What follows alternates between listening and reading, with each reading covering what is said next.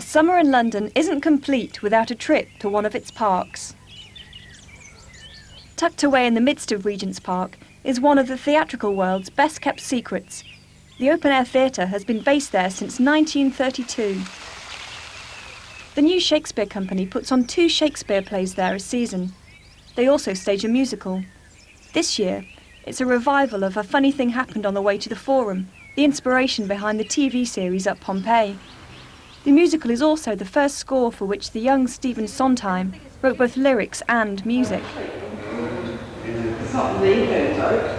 I think it was.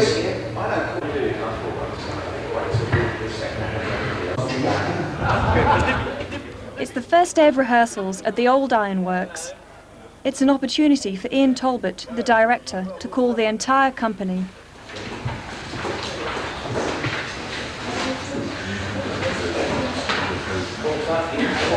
I'm very lucky with the cast that I've got.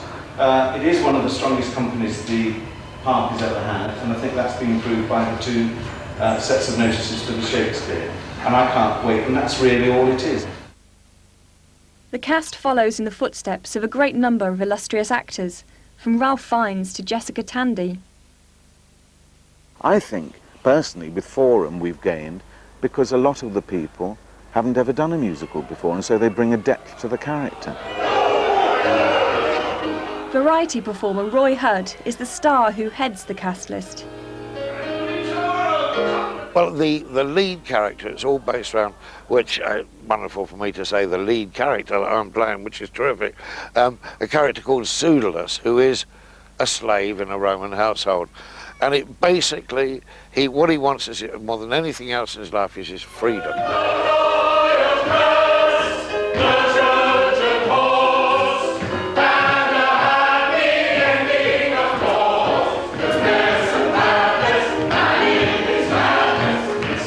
Susie Blake plays the female lead, Domina. I'm playing a character called Domina, who is the mother of the hero, who's also called Hero. And she's battle axe, tough, frustrated, middle-aged, loud, domineering.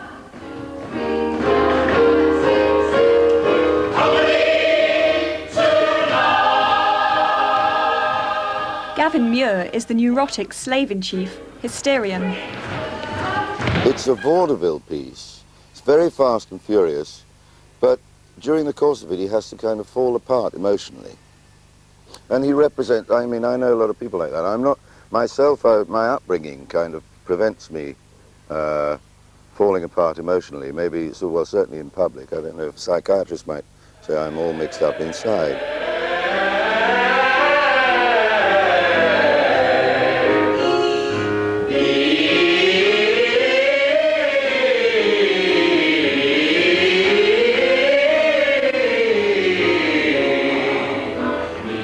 Many fresh faces start their acting careers at the park. Ben Hicks plays one of the chorus boys.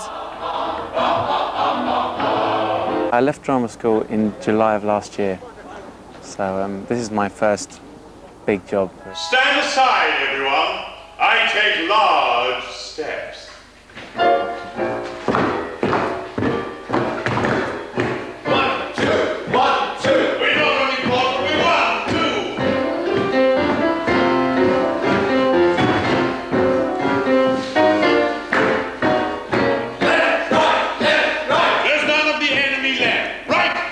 I feel green because, you know, people's technique is so good, and you know, in terms of voice you need for this place. I've never worked in a theatre where you need so much voice. But in terms of just building up, you know, experience and working in a company, just being a company member, it's great for me.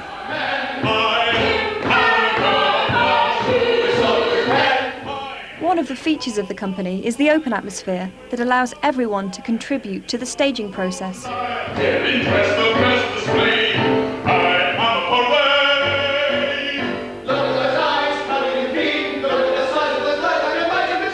Ian basically said on the first day, you know, I want you to come in and bring in whatever you have, and if you have an idea or if there's something you want to try, just try it, and I'll tell you if, you know, and I'll tell you if I don't want it.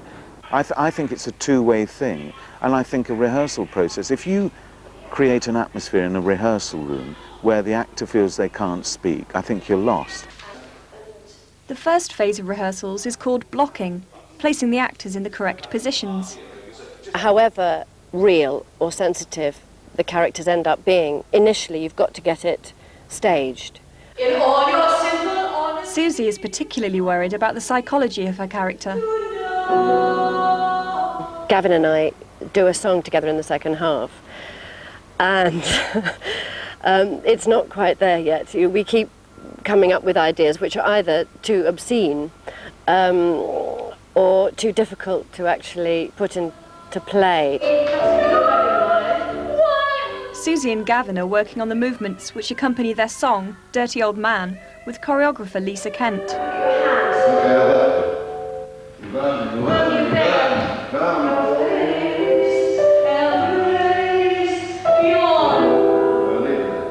We're both aware we just don't want to turn out anything because, you know, maybe we're having an off day or turn that out. We want to make it right. And that it will be, but it means you've got to pay a lot of attention to it and give it care and rehearse it again. Susie's character has returned home early to search for her runaway husband.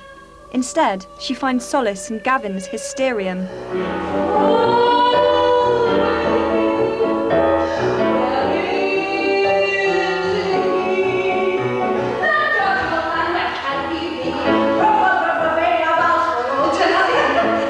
At the moment we're in the throes of trying to redo the song, which I can't do at home alone. I mean, I don't know how we can top this. This is my fear. We will, don't worry, baby. We will. We're going to have riots. We kind of went down the wrong line. We were thinking that, in a way, maybe she was seducing Hysterium because of her frustration with her husband. And then we all kind of said, well, hang on, if that's the case, why does she not run off with him at the end of the play? Can I suggest that we do the whole thing like you used to do it? And then just find something different for the end? Susie was the one who said, I'm not happy with it. And I think what had happened was that when she was singing the song, she was a different character to the character she's playing in the text. Susie and Gavin have decided to cut out the dancing for the time being. We've paired away, and I think it's much funnier. So it's quite sad and funny, and so this dominant woman is saying, he's a dirty old man and so on, and I'll get him and go, but ends up saying, I love him, and you feel quite sorry.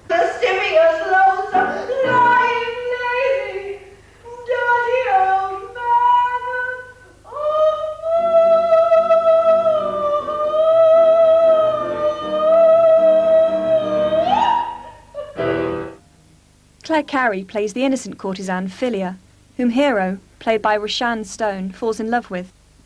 Ian Talbot sometimes uses unorthodox methods to bring out the characters and their lyrics. I wanted to impress on her that at her, as I call it, her courtesan college, she got a certificate that said AA in loveliness. But could we now sing it, changing the word lovely to stupid? And just sing it now and just say stupid instead of lovely.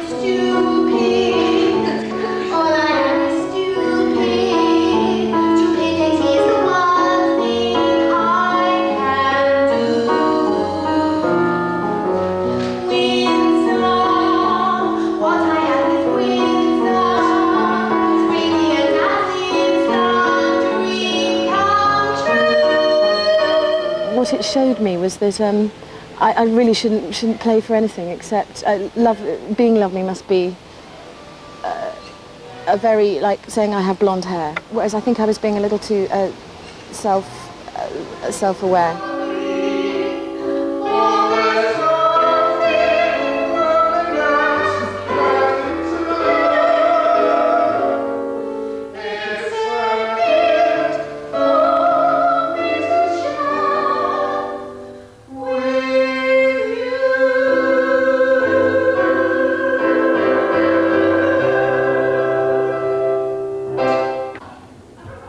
Once the actors have got to grips with their characters, learning their lines is the next major step. Even for seasoned professionals, this can be a struggle. I said very early on in rehearsal that it was the kind of play, particularly the second act, when you couldn't really do it with the script in your hand. Roy found it quite difficult because the first act's so long, and I think he found it frustrating that he couldn't. Who there? I seek the house of Marcus Lycus. Who Hicks this house of Marcus? Sorry. Who Hicks this house of Marcus Lycus? Oh, sir. Hey, who? You're not holy. I said, it's murder learning the words, I said, for this piece. And people said to me, well, it's because you're old, that's why. I said, no, I said, it isn't because I'm old. I remember at school doing the nativity plays, and I couldn't remember what Jesus' name was in those days. Oh, he sundered us. The easiest way to learn lines is to run through them with someone else. Roy is practicing his with Sarah Woolley, the assistant director. F-R-E-E. Free.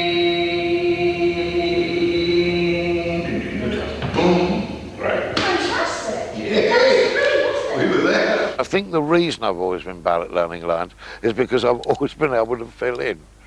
Being a comic, working on your own all the time, most of the time, which I have done for years, you're putting everything into your own words, so you know you can get out of it.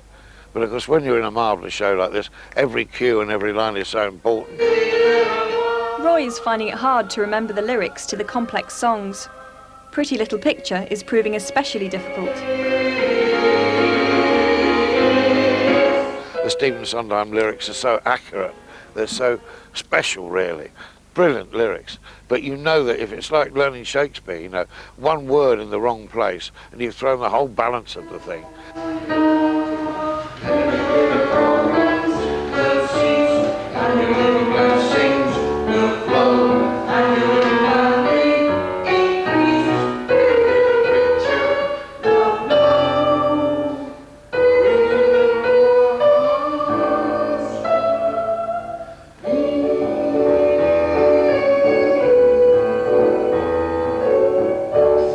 Whilst the actors are busy rehearsing, Paul Farnsworth, the designer, is supervising the building of his topsy-turvy set.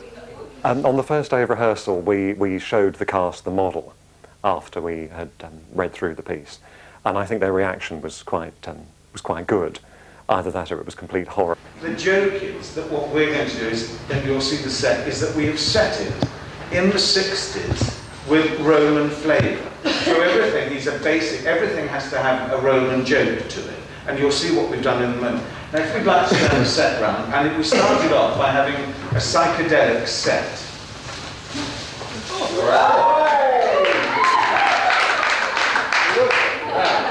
It's a sort of op-art 1960s rendering of a street in Imperial Rome. And some of the architecture has come from Pompeii. I researched Pompeii and the various surviving Roman remains in Italy.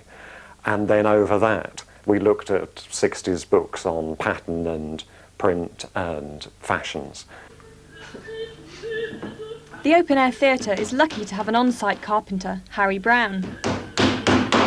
The major structures have been built by Scenery Jessel in Deptford, but Harry, our carpenter, has been building some of the other flattage, and he's also done some furniture, and he does various prop bits and pieces as well. Whilst Harry is building his sections from the maquette, Paul and Steve, the production manager, have gone down to inspect the progress of the set at the Deptford Builders. When I designed the set, and particularly when we got to the stage of actually at the Builders, I had to make sure that because quite a lot of the girls had very high beehive hairdos, that we allowed enough access between the doors and the upper floors. And it's actually quite tricky because the courtesans do a lot of running around. They've got quite big heels and quite big beehive hairdos, so it's a bit of an occupational hazard for them.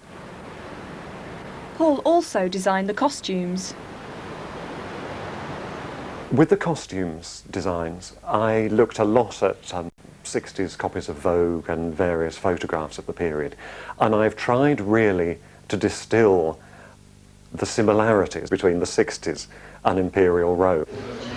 Glorious. Who's in Turbo's arm?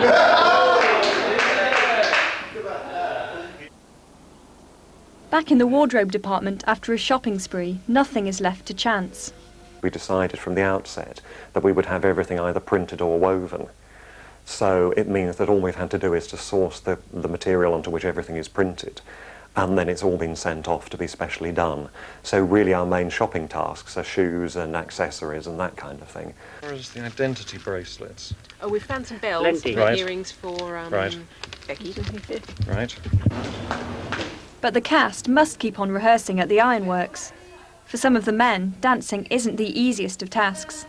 8, 2 the floor. 2, 3. I hate the dancing. I hate dancing. I hate everything about dancing. I really do. It takes me longer to learn dancing than it does words, and that's going a bit far, I promise you.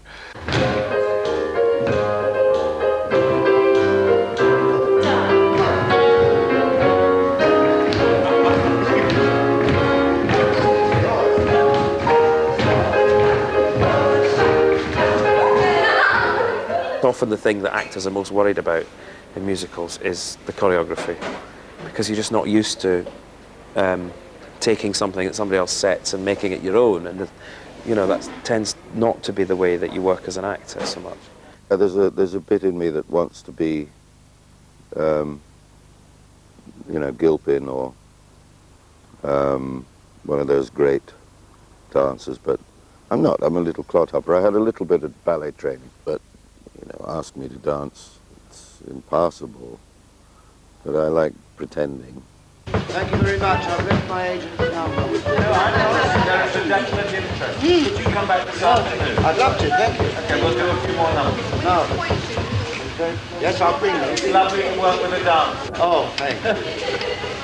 My mother's got my shoes. Right. Michael was so upfront about it because he said when he came to audition, well, I have done a musical and I take a long time, but I will get it.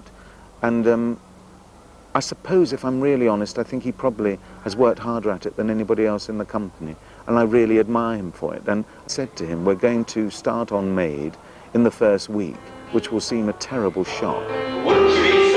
Once they have mastered the basics of the song, they have to step out. For people that are not used to dancing, that if you start very early with them, you can do a little bit every day is much better than doing just a 3-hour session once a week. So what we've tried to do is, I tried to teach it in sections, building the number as we go, and then just rehearsing it on a regular basis. And they've worked very hard on it, and it's in good shape now. In the anteroom, Jiggling in the living room, clattering in the dining room, wiggling in the other rooms, puttering all around. The house,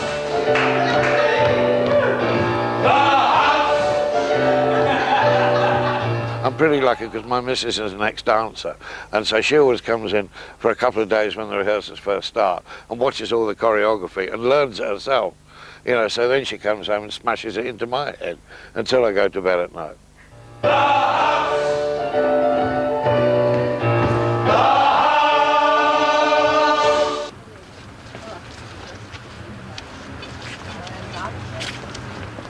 With just 2 weeks to go, the set is delivered on a Sunday morning to Regent's Park Open Air Theatre. For Harry the carpenter and Paul the designer, it's particularly nerve-wracking as they find out whether the dozens of floor pieces will fit on the stage. I hope it will all fit. We have a certain amount of leeway to shuffle things around if we need to. And it's not, fortunately, one of those shows where everything has to fit flush up against what little structure there is of the theatre.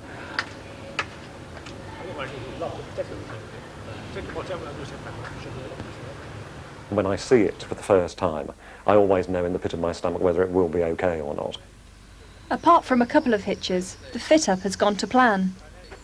It is slightly off-centre, but it's actually slightly off-centre that way rather than this way. I've done it exactly on your mark. Yes, but I mean the centre of the circle slightly off-centre. Oh, sorry, yeah. So it's slightly more over that way than this way, so... Oh, it's okay, I just... Yes. Well, it's okay with me, I just... Yes, yes, oh no, it's fine with me, Harry. Oh, No, that's thank all you. right. No, fine with me, thanks. I think it's all coming along quite well, actually. Yes, it's gone together quite quickly, which is good, and we were slightly perplexed by having a little bit of extra area of floor that we weren't expecting from our ground plan, but the builders had added on, which is great. That bit, I suppose, needs to be cut off to balance that. I'll just cut that straight off? Yeah.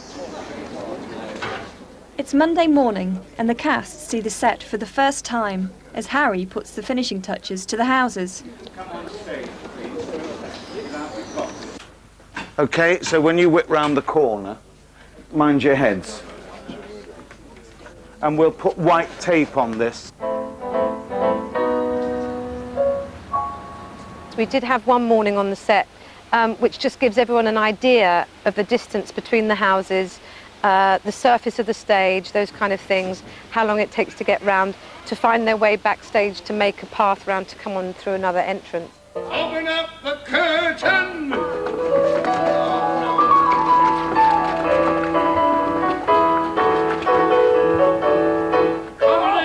I don't think anybody can be more vivid than the set. In fact, I just said to the designer, we might have to tone down the floor a bit because it is rather like having a migraine.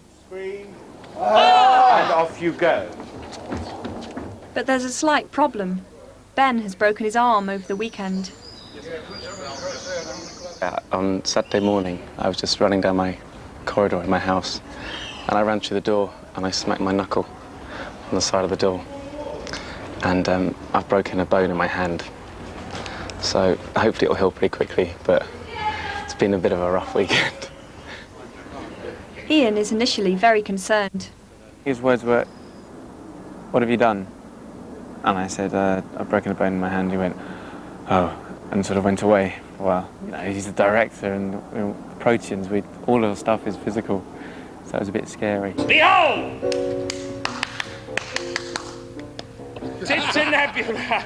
The last prognosis was it would take about 2 weeks. We've adapted a little bit in form, not because of his arm, just because of safety things. There's a thing called a Roman ladder, when they were climbing on top of each other, and it would look so precarious, I thought, I'm tempting fate. Hey! Hey! Talk among yourselves for a minute.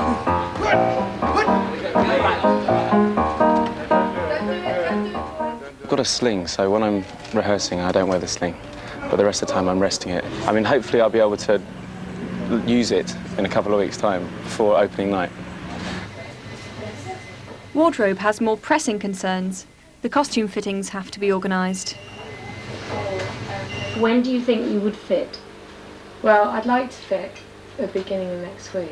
At a costume fitting, the maker and the actor and I and Angie, our costume supervisor, will be there, and we'll try on either a shape in calico or cotton of the finished garment. It's at that stage that I sculpt and we adjust to fit and to get the character right, and to ensure that everybody can dance or breathe in their costumes. Do you want a kick? You want to kick? Yes, would you like to kick? Yeah, Go. The chorus girls will have to get used to wearing rather revealing outfits. Perhaps Professor Dunn's daughter, preparing for the Methodist annual conference. Preach on on morality. I think so. In the theatre. Morality in the theatre. Does it exist? Fiona, who is gymnasia, a particularly violent courtesan, has got a sort of semi-Versace bondage outfit, and she's embraced that idea. Is this the length of the skirt? No. It's a silly question, really. Is this the length of the skirt? That kind of thing. It's vital, particularly with this show, that we get the styles absolutely right at the first fitting. The wigs continue the 60s theme that runs throughout the show. Mark has made some fantastic frames for us, which are actually works of art in themselves, and we're really thinking what a shame to cover them up with hair. We've had to contrive various apertures in the wigs so that the girls can actually pin their hair very thoroughly. I mean, it might slip. That would be the worst scenario, and then the fact that my neck's in the way will stop it coming any further down. Yeah. The wigs have to be mounted onto the caps that he's made and onto the frames that he's made. They have to be set absolutely rigid. So we have to do an intermediate stage of fitting them before they're stiffened to make sure they're the right size and shape and everything. We do a little jiggle. Oh, I can't because I've done my neck in. Perhaps a little. That was the main. And it doesn't catch on the back of your. It doesn't now, no. The kind of Kate Winslet just tipped into the sea effect is rather good, isn't it? Yeah. They're going to be lacquered completely solid with a special gunk that will mean they're weatherproof, waterproof, won't fall down, and will stay very sculptural, which is the whole look of the show. We're not going for anything natural, heaven forbid. That's very good, don't you think? Good. Just a little bit more relaxed looking. Across here. Yes. Or I could just... Like I've just gone, Yes. And that bit does that by itself. How would you respond? Excellent. All right. Bring me a cheeseburger. Take that off too. With just 4 days to go, the cast runs the whole show at their rehearsal rooms for the last time. Nothing for kings, nothing for crowns, something for lovers, liars and clowns.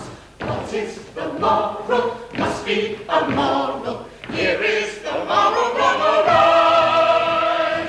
Morals tomorrow. Comedy, comedy, comedy, comedy, comedy, comedy, comedy, comedy, tonight.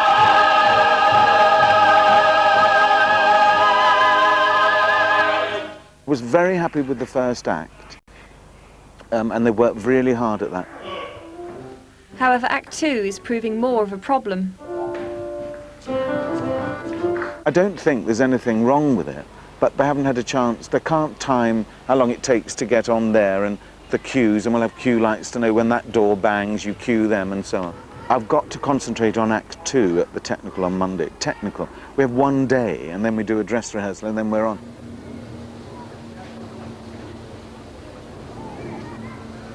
The technical rehearsal has crept up all too soon. Final adjustments are being made to the stage, whilst for the lighting and sound crew, the pressure is on.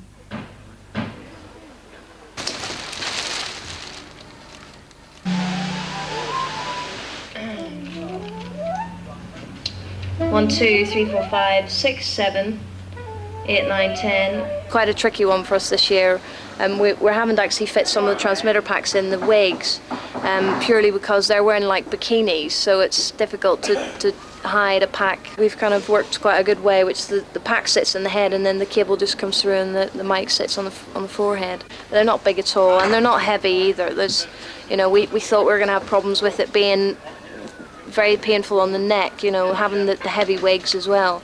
But it seems to be okay. But I'm sure the actresses will let us know as soon as it becomes a problem.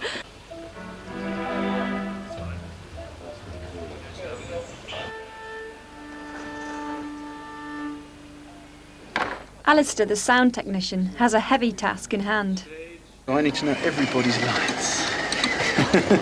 No, I have a computer to help me. It's programmed in scenes. And the mics that I don't need are switched off. So, as people come on and off, I'm switching on their mics. I've put off-stage noises, so he's got to do all that. So I've had to warn the company, for God's sake, don't talk about your personal habits or your personal life when you're off stage. But the props department has everything under control. There is a prop house here. A lot of the props are from, obviously, from past, shows, and stuff that we've borrowed from other theatres and may have neglected to return. For this show, there were fans. We had these big pink fans. There were 5 of those. I didn't want to make those, so we went out and bought them. A lot of daggers and clubs. With axe and with pike, my soldiers shall raise this height. The day of the photo call has arrived. The shoot is in preparation for Friday's opening night, which the press will attend. Playgoers, I bid you. It's an opportunity for the production to gain maximum coverage in the national and regional papers. Worship the gods of comedy and tragedy. Tonight, I am pleased to announce a comedy. And for the cast to take some photos of their own. Jackie Gelman, the marketing officer, has to make the final calls to ensure that press night is well attended. Hello, could you come through to the arts desk of the Evening Standard, please?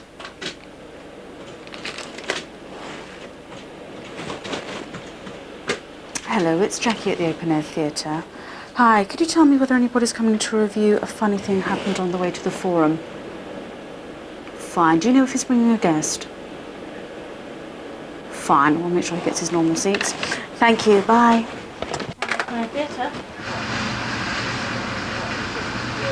The summer months have been remarkably free of rain. Even though the cast have enjoyed the sun during their short breaks from rehearsal, it's been an exhausting season for them. It's very tiring doing repertoire, but then it always is. And also because because the theatre isn't very heavily funded, the time factor is the most difficult thing, and I think particularly for the people doing all 3 shows. Many of the cast also have parts in Twelfth Night and Merry Wives of Windsor, which run in repertoire with A Funny Thing Happened on the Way to the Forum. The evening shows provide an opportunity to learn their lines for the musical. Sudas? Where is that? She's here on video. Oh no. No, no, no, no, no. This is Diriam, this is Billiam. I don't care. Never mind who she is. Who is she? Where's she from? She's from the House of Lycus. A courtesan? The actors come in exhausted, and I have to pretend I don't notice, because if I could spend the whole morning sympathising. I see the bags getting bigger, and I know that I'm pushing them hard, and then there is a turning point. The final stage before the dress rehearsal is the lighting run-through. There's a great tradition in this theatre that we have a picnic for the lighting rehearsal. I never go home that night, so I can have a few drinks, and I sleep in my office. And it takes as long as it does, but sometimes, if it's a balmy night, it is incredible. And put 26.80 and 21.80. And 32.80. Did you hear about Capital Radio this morning, Jason? You know the traffic thing? Yeah. Well, apparently they were flying overhead and they said, oh, look, look, there's something going on at the open air theatre. The set's very bright. Really? Yeah. Paul is very pleased. I'm delighted. It's a good advert, isn't it? Absolutely visible from a I'm not saying it detracts from the actors, but where's Sarah?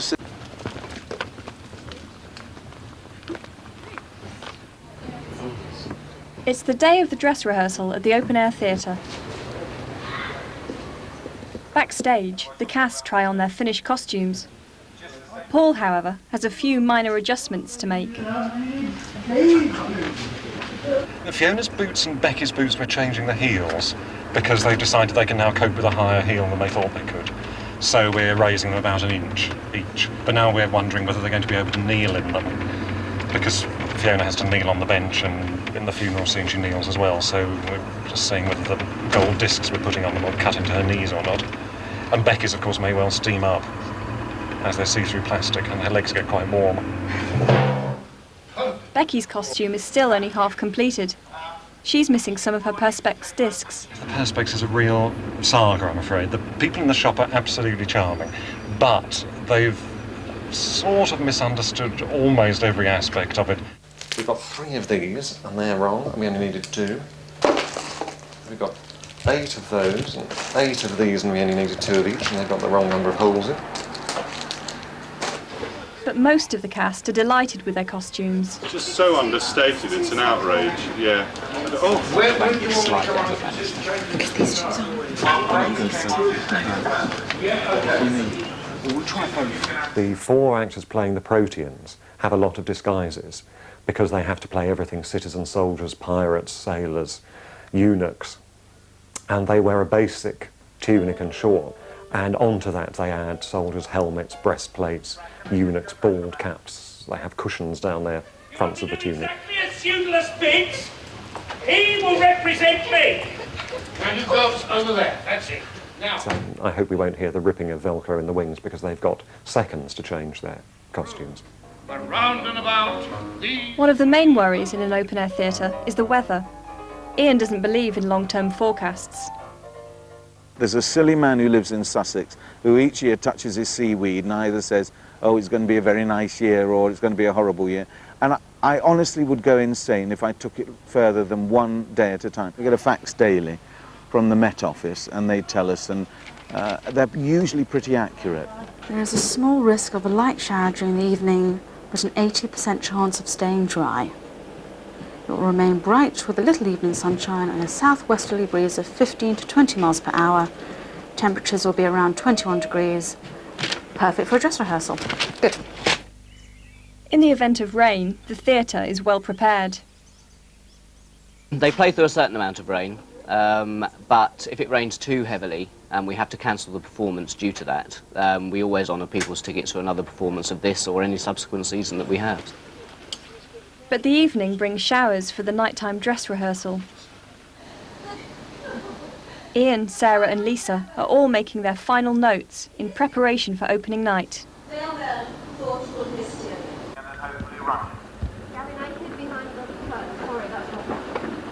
In the evening dress rehearsal, there were minor incidents.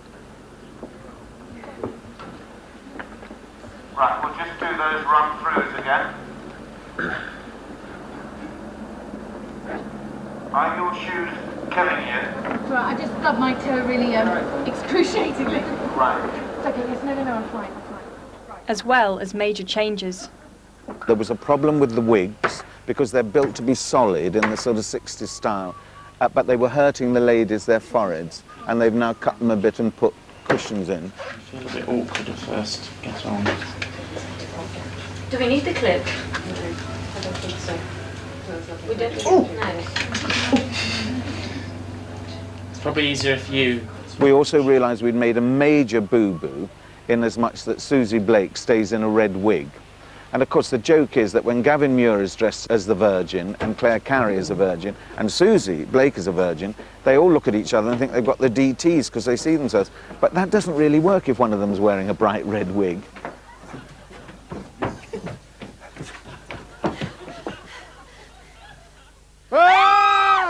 So there's an emergency on now, and it's being made, and I hope before the press night Susie will have time to rehearse it. It's costing quite a lot of money, but the production manager, Steve, thinks that we're within budget.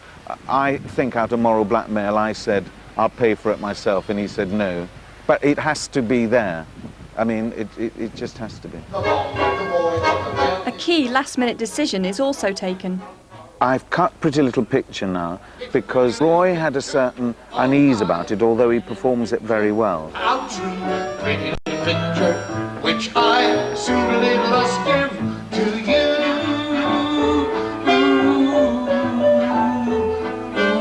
And there has to be a reason why that number has been cut in so many versions, so many productions. And I thought it was just because people said, oh, it's very difficult to do it. But it isn't that at all. Past the buoy and through the bay, soon there's nothing but sea and spray. Until and you're underneath, your arms entwined, you're still below, and far below at the edge of day. The bong of the buoy of the bell in the bay, and the buoy and the bride and the broke are away. Strangely enough, I think there is an imbalance with the show. I think the first act is a bit top-heavy, and the second act is very short. And I think cutting one number just keeps the energy going. But the time has come for the show to prove itself. They definitely need an audience because all the things, they've lost faith in some of the jokes. And I said at the start of rehearsals that if you start to rehearse it and it no longer seems funny, then we're on to a winning. If you are still making each other laugh, there's an old adage in the theatre that what you laugh at in the rehearsal room won't get a titter when you get in front of the audience. The show has already made its mark at the box office. We started selling in April sometime when we start selling the whole of the season. And yeah, it's been going very well and progressively ever since we opened. We've got 3 Saturday night performances in August, one at the end of July and 2 in August, which are all sold out almost already. But you know, we do sell returns and things on the night as they come in. And the other performances during the week, due to the good weather we're having and the being a Sondheim musical, all very, very busy. The weather looks set to be beautiful for the opening night. By 8 p.m, should be dry with some evening sunshine. Temperatures will be around 19 C, dropping to 16 by the end of the evening. A brisk west to southwesterly breeze. With a couple of hours to go, the front of house team are busy making sure the theatre is spotless.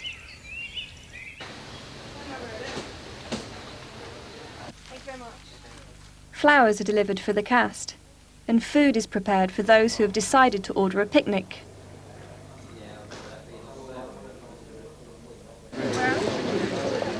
Outside, the crowds gather.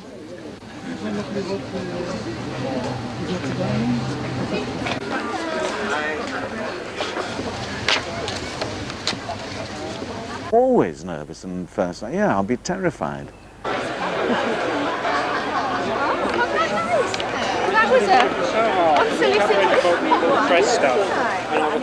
I have my usual sort of you know, huge fan club, which is my wife and my agent. They'll be there on the opening night, and a few friends like Jim Whitfield from the radio and stuff like that, and they'll all be rooting for us. Ian has to calm his nerves and join Lisa in mingling with a few famous faces, whilst Jackie and Alison look after the press desk. And you have to let it go as a director. It suddenly becomes the actors. It's their baby.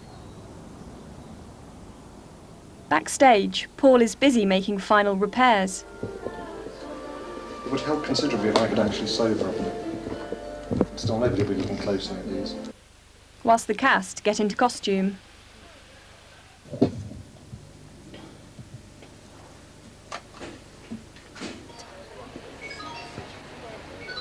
Press night is people are in and people that can affect your career. Nothing that's formal, nothing that's normal. And Ben is back on form.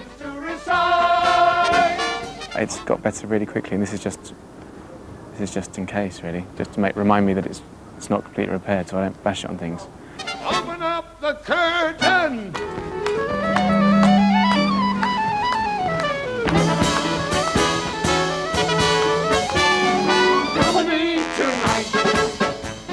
Nerves are an incredibly positive thing because the energy that they give you is helpful for putting across a performance.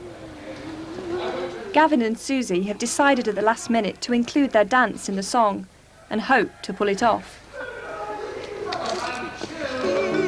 That dirty old man, where can he be? Profaning our vows for all to see, complaining how he's misunderstood, abusing me, if he only would. Oh, love, sweet love, why hide? You vermin, you worm, you villain, come face, embrace your bride.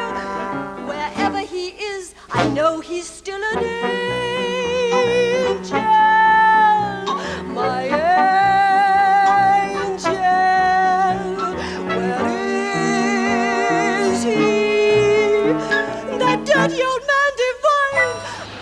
Meanwhile, Claire and Roshan are preparing for their song. My name is Philia. Yes. I do not know your name, but you have beautiful legs. My name is Hero, and, you have beautiful legs too, I imagine. I would show them to you, but they are sold. I know. Along with the rest of me. I cost 500 minai. Is that a lot of money? Oh, yes. More than 300. Nearly twice as much. Those are the two numbers that mix me up, 3 and 5. I do hope that captain doesn't expect me to do a lot of adding. You can't add. We are taught beauty and grace, and no more.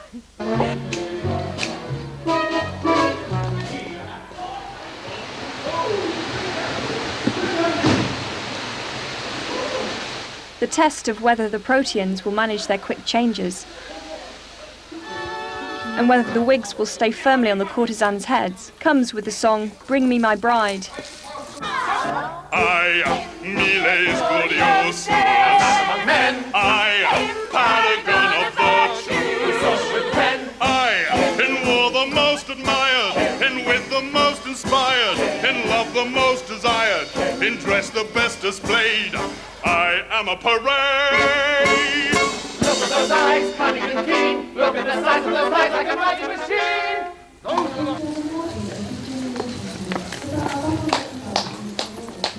At the interval, everyone is euphoric.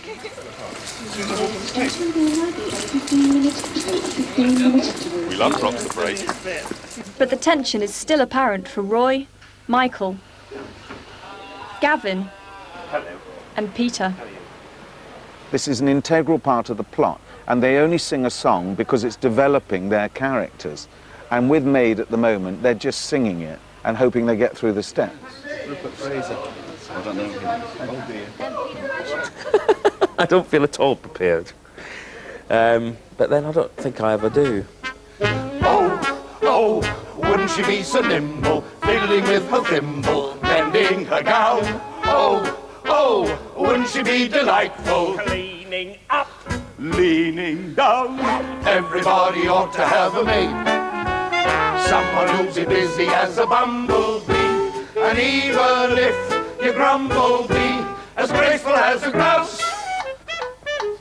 wiggling in the ante-room, Jiggling in the living room, giggling in the dining room, wiggling in the other rooms, powdering all around the house.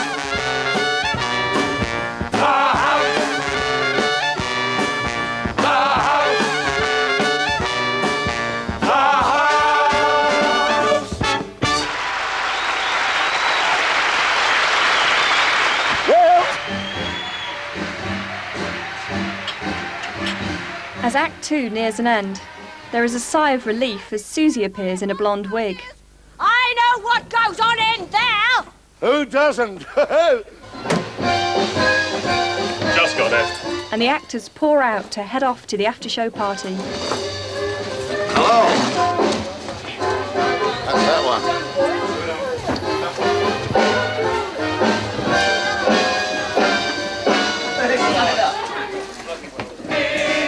Nothing for kings, nothing for crowns, something for lovers, liars and clowns. What is the moral? Must be a moral. Here is the moral, Morals tomorrow. Comedy, comedy, comedy, comedy, comedy, comedy, comedy, comedy, comedy.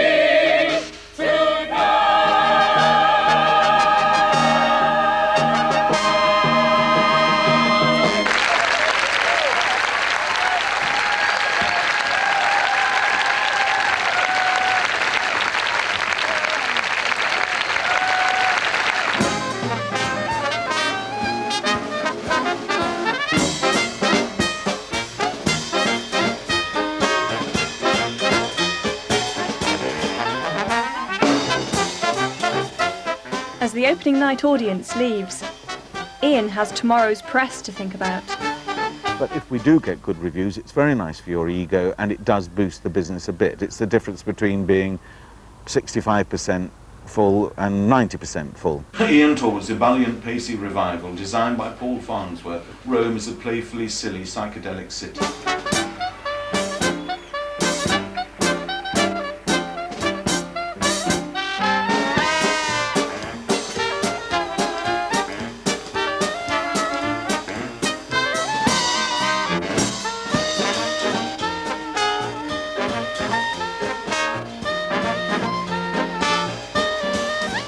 Time out, that's very important. We've got Irresistible Summertime Fun. Yeah, great. Should be there.